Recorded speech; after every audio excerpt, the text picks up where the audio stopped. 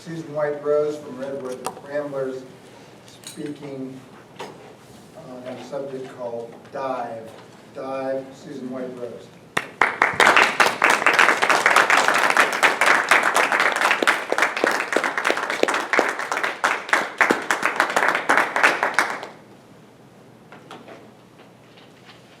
On this morning, Jesus, who I know as the master of my universe, says to me, "Let's go body surfing."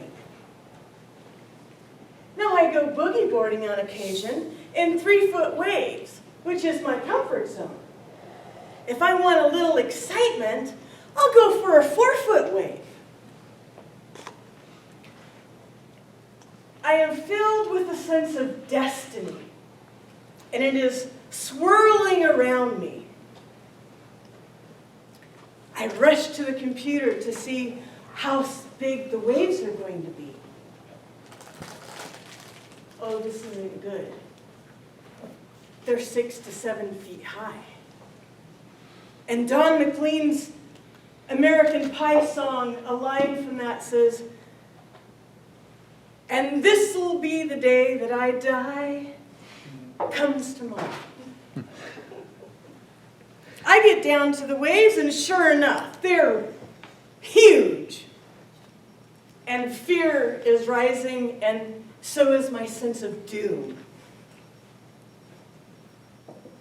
But I'm arguing, and I go into the water nevertheless.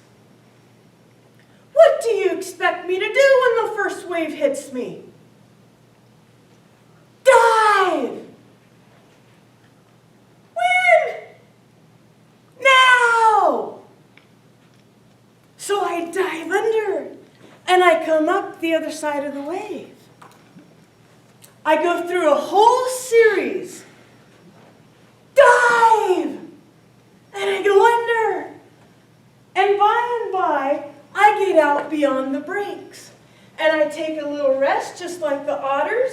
And I'm up on my backside going, and then I'm freezing. And I'm scared, spitless, to make the attempt back to shore. Because I have expended, in my estimation, most of my energy getting out there.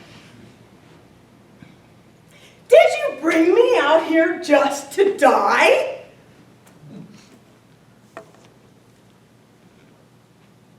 I go back to the first wave as it comes in, and he says, "Swim!" Do you think I could have swum in that moment?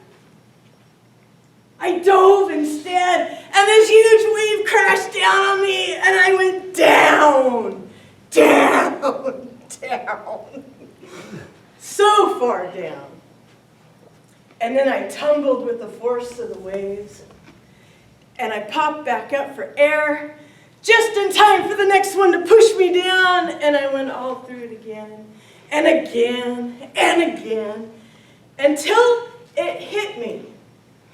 If I don't get my sense of timing right with these waves, I will not survive.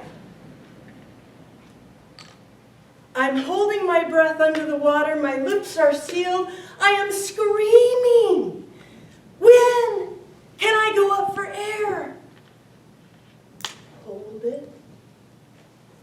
Now? Hold it.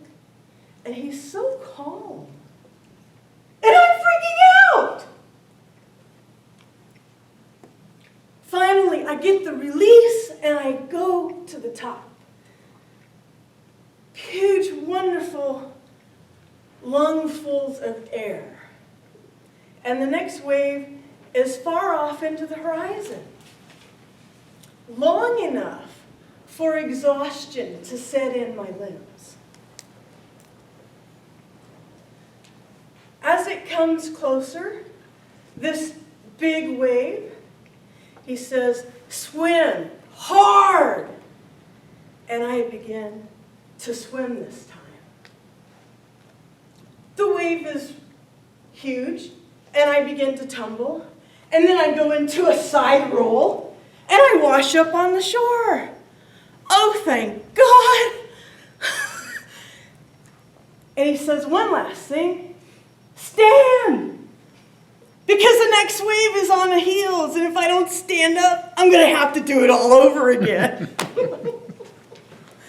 Okay, so my whole body is reverberating with the message of this experience, which was, Susan, there are larger waves than these coming into your life, and it is my job to prepare you for them.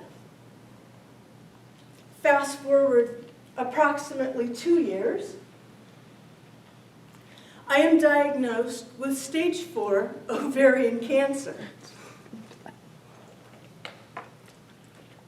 I go through a set of chemotherapy, of which I don't think my body is going to survive a second round.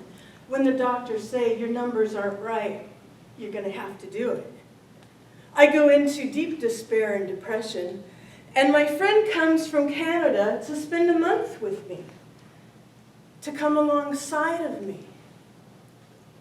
We happen to go out to Mavericks, where the big surf is. It happens to be a negative tide day, where the quarter mile of mussel bed is exposed. And there, on the mussel bed, is a rock crab claw. And all of a sudden, I am enveloped in this sense of destiny again. And I hear his voice say to me, you will not die. You will live.